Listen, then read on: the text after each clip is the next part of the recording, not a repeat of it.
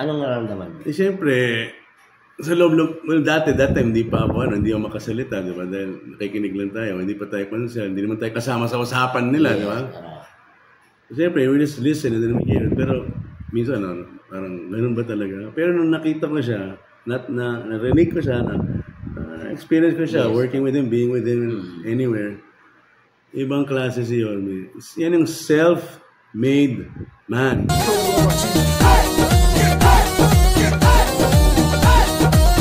Yes, magandang gabi po mga kaibigan, and this is another interview po. Ito po yung episode natin. Ito ay Yorme's Choice from ay gabing ito ay pag-uusapan na hindi siya fresh. Kaya nasa larangan ng public service. Buong buhay ko public sector, public service. Dahil nag-aral ako sa UP Diliman, broadcasting. Pagkatapos doon, nagtrabaho ako sa Senado kay Senator Edgardo J. Angara, yung matandang Angara, yes, the late great Senator Angara. Iba pala to? At naging chief of staff ako ni Senator Angara. Hindi ako abogado, hindi ako fratman, pero UP. But in between that, 2004, naging executive assistant ako or right-hand man, whatever you call it, kay Fernando Po Jr. nung tumakbo siyang Pangulo, nilibot kong buong Pilipinas. And then after that, ako naging director sa Philippine Tourism Authority under DOT yan, Department of Tourism. Trabaho namin, bumiyahe, pumunta ng Boracay, Palawan, Japan, yung mga tourism area, tourism spot. But then I resigned in 2010 to run for councilor in Sampaloc, in Manila, 4th District. And until now, konsyal pa rin. So 4 times na tayo. Yes, sir. Magandang gabi, Konsehal DJ Bagatsing.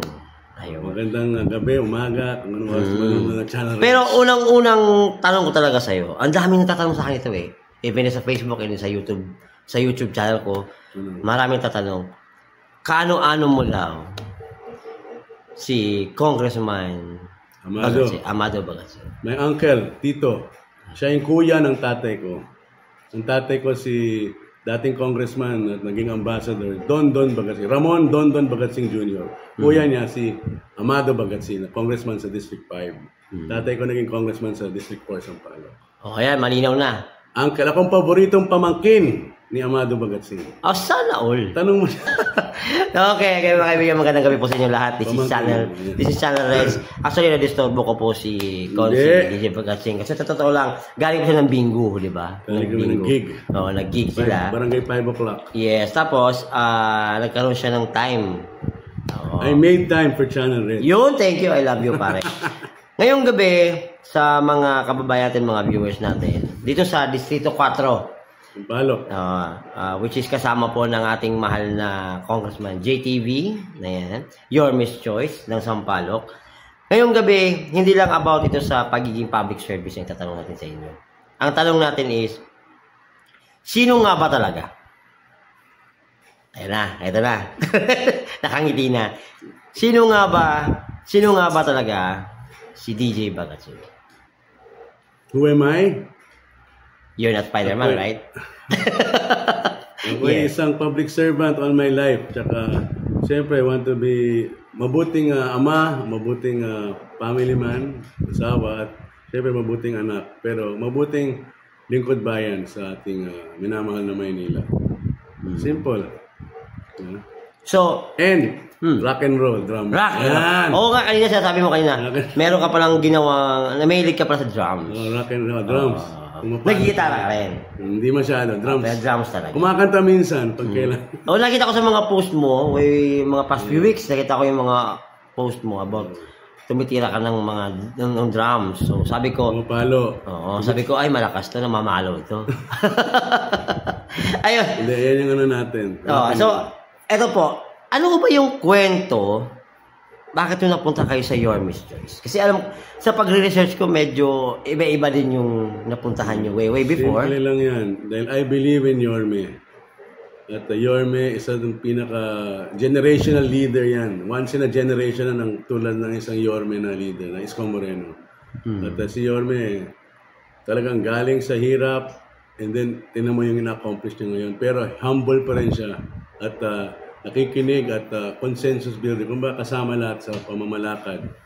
And he did well. Nung mayor siya ng Maynila, may pandemya na, ang galing ng ginawa niya sa pandemya, pero aside from the pandemya, ang dami pa niya nagawang project. One term lang yan, ha? Grabe, talagang I believe in Yorme. Nung nagawa po itong mga proyektong ito, syempre sa konseho, na pag-uusapan lagi. Yung mga budgets, na kung ano yung gagawin, di ba? Na pag-uusapan lahat. Nung nilalatag po ba ito ni Yorme, nung time ng pandemya? Kasi pandemya, talagang tuloy-tuloy yung mga proyekto. Tuloy-tuloy din yung bigayan ng tulong sa mga tao. Especially sa 4. Nakakasama ako doon nung naghahatid ng mga food boxes. Pinakamadaming COVID sa 4. Yes, laging may kinukuha. Pero naibabalik naman. Naibabalik naman. So, kung si DJ, nung time na yun, nandun ka eh. Kasama ka doon. Anong nasa isip mo na nakikita mo kay Yorme na ginagawa na yun? Alam mo, nakita ko si Yorme. Naka-chinelas na lang, naka-shorts sa office of the mayor, gabi na. Naka-chinelas, naka-shorts? Oo, doon na siya nakatira. 2 buwan na, 3 buwan, 4 buwan. Hindi siya umuwi.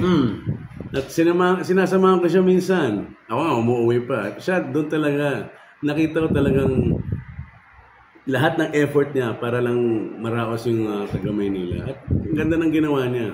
And one time nga, yung kakap, yung 1,000 per family.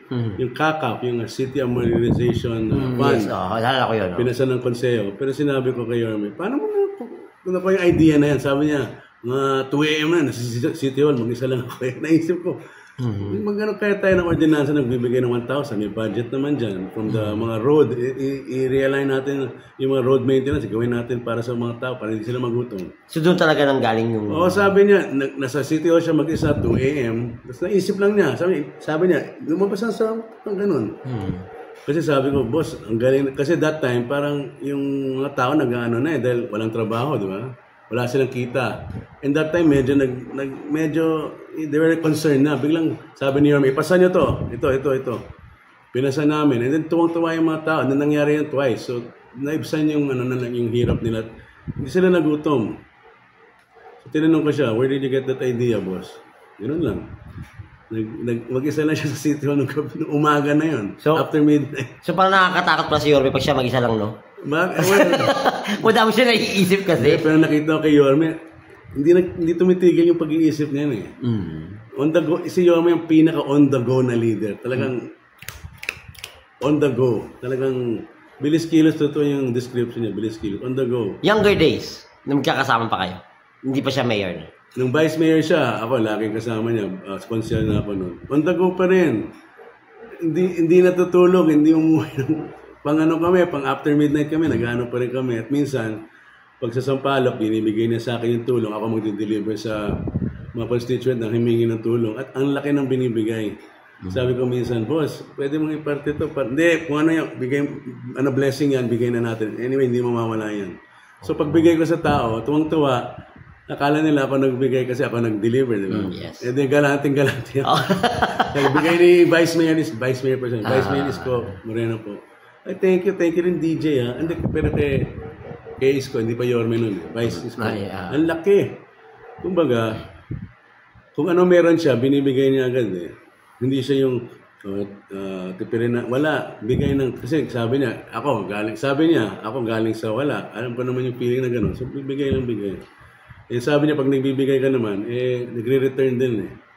And so far, gano'n si Yorme. So, ang galing ng time, no? Ang galing ng time na alam niyo yung mga funds, di ba? Funds, totoo yung Manila is, sabi nga nila, nung unang-una pa lang pag-upo ni Yorme, wala ng budget. So, pero nagawan nyo ng paraan. Nahanapan nyo ng solusyon. Si Yorme, hindi siya nagsisi sa mga ibang previous na, hindi walang iniwan ng ganun, wala. Gumawa siyang paraan, which is, inayos na yung sistema ng governance, so nakita ng mga financial institution na pwedeng mag-loan, bigyan ng loan ang City of Manila. Kasi dati, ang sama ng financial standing ng Manila, hindi pwedeng mag-loan, hindi pwedeng bigyan ng loan. Totoo pa rin. Oo, talagang, lahat naman ng institution, naglo-loan. At ako, di ba sabi nila, Bombay ako, di ba? Lahat kailangan mangutang.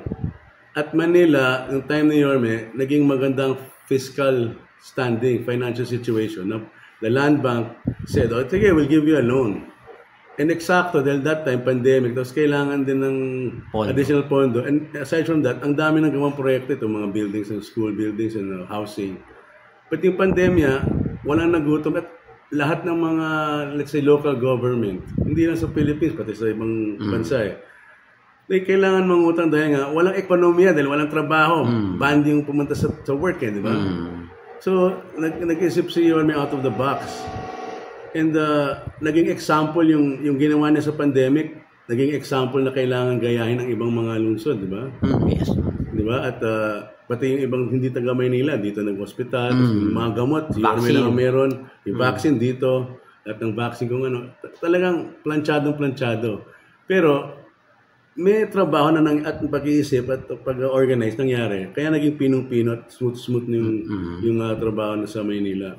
And then, ito nga sinasabing mga school buildings, ito yung Albert Elementary School, parang private school. Isa sa 4 yun. Sa amin, pinakamalaking school ng Metro Manila. I think second sa buong bansa. And yung Manila Zoo, ganda-ganda. Diba? Ang dami niyang nagawa in spite of the pandemic in one term. And walang masama na sinasabi, hindi, nangutang yan, tsaka gobyerno naman na nagpautang, land bank. Yes. Diba? At madami nangyari dun sa pondo na inutang. At mababayaran yan, hindi naman, long term na yung condition yan, long term. 30 years to pay, hindi naman agad-agad babayaran. 30 years for to pay matagal. So ganun pala yun. Kaya okay lang din pala, kahit kasi kaya mo namang i-adjust yung pagbabayad noon. Okay. So clearly, long term to pay. Kasi some people thinking na kailangan bayaran na agad-agad. Siyempre, kasi nga, pinupolitika nila, sinisiraan nila si Yorme. Pero, hindi naman bobo ang land bank para magbigay ng utang sa Manila kung alam naman nila na hindi mababayaran. And it takes long to pay. So, kayang-kaya. Diba? Sabi nga ni Yorme, kung ayaw niya magbayad ng utang, siya magbabayad ng utang. At mapabouch ko yan dahil Bombay. Bakit nga ba tinatawag kang Bombay? Dahil Bombay, dyan kami, yung pangalan namin, Bhagat Singh. Bhagat Singh, pero yung original yan is Bhagat, B-H-A-G-A-T, tapos Singh, S-I-N-G-H, Bhagat Singh, with the H. Yes. Tapos, yung tatay ng lolo ko, yung tatay ni Mayor Bhagat Singh, Punjabi, from India talaga, nag-migrate dito. Sa Negros, naging parang night watchman sa mga hacienda ng mga sugar. Occidental ba Oriental? Occidental. Kung baga dati, pag sinabi ng Bombay, parang malaking, yung mga bata, sige, ano ka ng Bombay, tinatakot ni Bombay yung sinasabi. Sila yung mga nagagwadya ng mga hacienda. So yung tatay ng lolo ko, anong year yan? Lolo ko was born 1916. He was born in Pabrika in Sagay City in Occidental. Okay? Taga-dito ako. Di ba? Ilonggo. Ilonggo. Yung lolo ko was born in Negros. Tapos yung tatay niya, pure Indian, Bhagat Singh, nangasawa ng Pilipina. Tapos naging Bhagat Singh. Tinagal yung mga H. Kaya pag Bhagat Singh, kamag-anak sa buong Pilipinas. So Indian kami. And then my lolo, poor boy, kumbaga, mahirap yung pamilya niya. Tatay niya mahirap from India, nag-migrate. Naging siya, konduktor ng Negros Line, parang yung buong island, gano'n. Tapos he studied in the Negros Occidental High School, Bacolod. Yes, And then, siya nga nagpatayo ng alumni building doon, nung mayor siya. NHS, tama ba ako? NHS, NHS. Siya, alumni, sila ni Rafael Spine Salas, mga alumni. So, poor boy na Bisaya yung lolo ko na Bombay, na Indian. Talagang yung ilong niya, ganyan. Pero maputi yung lolo ko, pero yung tatay ko, may itim. But anyway, and then, pumunta ng Maynila, naging policeman, patrolman. Tapos ng World War II, naging soldier. Si Ramon Bhagat Singh ang nag-iisang tao sa buong mundo, sa history, na nag-survive ng Bataan Death March and Plaza Miranda. Siya lang. Katangi-tang isa lang. He's a World War II veteran and survivor of Death March. Okay, and then after that, naging policeman ulit, Malinas Finest, and then nag-aaral ng aboga siya, took up law. Tapos dati siyang driver nung company bus or company shuttle ng Elizalde company.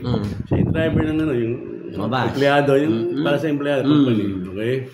And then hanggang naging lawyer na ni Elizalde. Tapos pinatakbong, kumbaga naging civic organizations. Pero pinatakbo siyang congressman ni Yulo. Ni Speaker Yulo, yung tumakbong presidente dahil taga Ilonggo din siya. At ang kalaban niya ng congressman dito was Arturo Tolentino. So sure loser yung lolo ko. Sure naman natatalo siya kay Tolentino. Pero tumakbo siya. Pinatakbo eh. 2 weeks before ata, parang may namatay na senador. So sa Tolentino, nag-senate. Dinanalo lolo ko. Destiny. He had the guts to go for it. And then, naging congressman. And then he was the Committee of Veterans Affairs kasi nga veteran siya. Yung Veterans Bank, yan sila nagtayo niyan. And then, he ran for mayor. He ran for senator, natalo. 1965. 1967, ginawa siyang dating Pargo, which is parang ombudsman dati ni Marcos. Pargo, yung Presidential Anti-Graft Office, parang gano'n. And Government and Reforms Office. Parang gano'n Pargo. Basta ombudsman siya, yung parang yung mga katiwalian sa gobyerno, siya yung nag-ano. And then 1969, tumakbo siya ulit na congressman. And yung sitting congressman doon si Loyola, na may Kali Loyola, one term siya kasi yung lolo ko nag-senador. Tapos na yun, babalik siyang congressman, nanalo lolo ko. Wow. So yung term niya is 1969 hanggang 73. So, dapat, di ba? 73. Pero 1971, tumakbo siyang mayor against Yeba Villegas. Villegas na. Very popular mayor. Very popular. Villegas. Yes, Yeba. So yung term ng lolo ko is 69 hanggang 73. Pero 71, he ran for mayor. Ngayon, kung sigurista lolo ko, kung sigurista siya, kakabalik niya ng kongreso, pwede niya sabihin, hindi, tapusin mo na term ko. 73 pa ako eh. Hindi mawalan siyang trabaho dahil martial law 72. Martial law, lahat ng mga Senate, tsaka Congress, tsaka Konseho, yung mga legislative bodies, sinara. Natira lang ang mga mayor, governor. And so my lolo ran for mayor against Villegas na alam naman niyang hindi siya popular si Yeba eh, Villegas. Pero tumakbo siya, may guts siya, may guts. Nawalan. Nag-Plaza Miranda bombing. Yung Plaza Miranda bombing, yung rally ng lolo ko at yung guest, yung mga senador. Kasi akala ng mga tao, Senatorial Liberal Party, Senatorial Rally yun. If you look at the Plaza Miranda, nakalagay doon, Bagat Singh Isidro. Bagat Singh Isidro, Vice Mayor. Bagat Singh Mayor. Yung lolo ko nagbayad ng lahat ng mga, sa rally na yun. Okay? And nag-Plaza Miranda, dead on, sumabog, diba? Tatlo yung parang dead on arrival doon. Pinaka-malubhang na disgrasya doon is Bagat Singh, bilang mayor candidate, pero congressman siya noon, kandidato for mayor of Liberal Party, Salonga, Senator Salonga, and Senator Osmeña Jr. Okay, tapos si Rojas was also there, pero hindi masyadong yung tatay ni Marwa. Kasi nandun lolo ko sa gitna eh, kasi siya yung mayor candidate, katabi niya si Salonga, si Osmeña. So dead on arrival. Pero, nabuhay.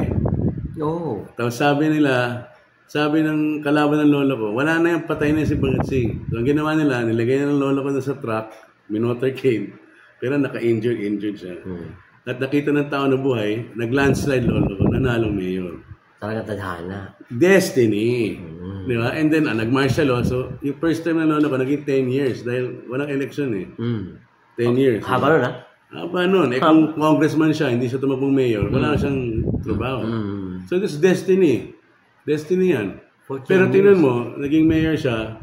Imagine mo, nung Plaza Miranda siya, agaw buhay siya. Pinaglalaban niya buhay niya. Tapos, yung election. Pero because of that nga, nanalo siya. He became mayor. So, yan ang destiny tawag dun. And he was known as Bombay. Kaya pala. He was known as Bombay. Yung mabait na Bombay. Kasi pero may sinasabi si Yorme, dumaguto ka? Papanggap lang ako. Hindi kasi, kamukha ko daw si Yorme, masalaman na siya ng mga 10 paligo. Sabi ko sa mga tao, saan si Yorme ito? Matabang Yorme. Nangyari kasi yung dati, kinilimutan niya talaga ang pakilala eh. Pero naalala niya na tumawa yung tao. Yung maganda, sabi niya, gagawin na natin to. Dahil ang dami niyang iniisip. Siyempre, sa araw-araw mo naman ginagawa. Tsaka si JTB hindi lang iniisip yung kampanya niya, iniisip niya rin yung, kasi siya yung leader namin sa minority sa City Council eh. Dami niyang, siya yung pinaka namin. At talagang standing up si JTB dun sa council. Talagang bugbog talaga. Talagang kung inaano niya talaga isa yung ordinansa. Talagang hinihimay-himay niya. Kasi dapat, may check and balance yun. Hindi na pa pwede pasa ng pasa. Baka may mga ano dyan. Sinisilip ni JTV. Kailangan talaga sila. Magaling si JTV. Dating Masipat. kagawad. Masipat. Oo. Sipat. At siya yung leader namin. Kaya sabi ko sa mga tao, isa lang kami ni JTV. DJTV. DJTV. Napasok ko pa yun. DJTV. DJTV. Kasama ko sa konseyo. Tsaka kami yung original na nag-stand up kay Yorme agad-agad. Talagang original counselors. So, talagang bilib na biliban. Yes. Pero pag public servant ka, makita mo yung mukha o yung mata ng tao. Pag nung nahihirapan siya, lumapit sa'yo, tapos binigyan mo ng tulong, or sinabi mo tutulungan siya at may gagawin ka, at tutulungan mo, yung umiiba yung mukha niya, at parang from despair nagiging Kaliwalas. magiging pag-asa. Doon mo makikita na talagang ano yung purpose mo dito sa mundong ito eh. Di ba? I-expose ako sa public service. So, we have to give back. Ano yan eh, big tsaka masarap yung feeling eh. Parang alam mo bakit ka pinanganak at nandito sa lipunan na to eh. And then, tanongin mo kahit na yung mga kaibigan nyo, kung kilala nyo, yung mga tumutulong, laging nagkaka-blessing din pabalik eh. Yes. Kaya yung mga ibang negosyante, may foundation, gano'n. Kasi you have to help eh. Kaya nandito ka in this world to help those who are in need. Diba? Without any... So you're a strong man, in short. Strong man. Yes, strong man. Kasi, sipin mo, you have a family. Extended family pa sa labas. Mga tao sa paligid, especially sa 4. Kasi nga, yung lolo natin naging public servant sa buong Maynila. So talagang gano'n ang exposure namin. So extended family in the sense na paglabas mo ng bahay, labas mo ng gate, may mga tao na tinulungan ng lolo mo, tinulungan ng tatay mo, kaibigan ng ganyan, kaibigan natin, whatever it is, extended family. And no problem with that. Masaya nga eh. The more the merrier. Yeah, the more the better. The more the better. Tsaka, as I said, buong buhay ko sa public sector. And hindi ka magiging Christian or hindi ka magiging son of God kapag hindi ka nag-extend ng tulong sa ibang tao. And so happens sa Pilipinas, marami talagang nangangailangan pa rin talaga. Yes. Everyday yun. Diba? I mean, sana lahat ng tao sa Pilipinas maging may kaya at walang magugutom o walang makakahirap sa buhay. Pero madami pa rin. So as much as possible, meron ganun. Tutulong tayo, ganun kasimple. Nasa sa buhay niya, tinan mo ngayon, di ba? Mayor ng Maynila, ganun ka bata. Saksi ka, Konse, sa mga sinasabi ng mga tao sa kanya. Narinig ko yun eh. Narinig ko yun eh. Anong nararamdaman mo? Siyempre, sa loob, that time, hindi pa ako, hindi ako makasalita, di ba? Dahil nakikinig lang tayo, hindi pa tayo pansya, hindi naman tayo kasama sa usapan nila, di ba? Siyempre, we just listen and then we hear it. Pero, minsan, parang, ganun ba talaga? Pero nung nakita ko siya, narinig ko siya, experience ko siya, working with him, being with him anywhere, ibang klase si Yorme. Yan yung self-made man. With his, yung yung resilience niya, to borrow a word from Tolma, resilience niya. Yes. Tsaka yung determination niya para, not just to succeed, but determination niya para tumulong sa tao eh. And, parang sponge yan eh. Kung anong mabasa niya, makita niya, at maganda, ina-adapt niya eh. Sabi nga niya, di ba? Walang masama kung gumaya ka. Eh, kung makakatulong sa mas marami yan eh. Why not, di ba? Yes, sir. At magaling mag-English si Yorme. Yung mga tao minsan judgmental. Magaling mag-English si Yorme. Pero yung maganda kay Yorme, never stops learning. Miskin na naging mayor na ng Maynila yan at a young age. Okay, naging mayor na yan eh. Hindi lahat ng tao nagiging mayor ng Maynila. Yes. Okay? Lolo ko nga, pinakamatagal na mayor ng Maynila, pero yan ang pinaka-achievement niya sa buhay. But ginawa niya mga 50, 60 years old na siya. At hanggang naging matanda na siya. Si Yorme, 40 years old na, 40 kailan siya naging mayor? Mga 40, young 40s na siya, naging mayor na. Tapos na siya mag-mayor, bata pa rin siya hanggang ngayon, bata siya. He never stops learning. Never. Never. Talagang absorb, adapt, implement. Ganun siya. At marunong siya makinig sa taong bayan. Makinig, hindi lang sa taong bayan, sa lahat. Kung magandang idea, gagawin niya, sa'yo pa yung credit. Yes. Naranasan ko yung pag-consel eh. Pero pag mali, sasabihin niya, mali yan. Ganun kasi, straightforward. Tama. Pero si Yorme, Totoo siya eh. Totoo siya, pero may way din siya para makakuha ng kiliti ng tao. Yes. Yun yung charm. Kung may charm ka, why not use it, di ba? Di ba may charm ka rin, di ba? mas charm si Yorme. Ba't hindi ka nag-artista? Konti. Taba yung show pa ako dito. Show pa po. Mas ko mo ko broadcasting, pag nag-appear ka sa camera, tataba ka pa. Kaya dapat mababago kasi yung ano. Oo, tataba ka pa eh. So, pang-public pero service ka sabi talaga. nila, artistahin daw ako.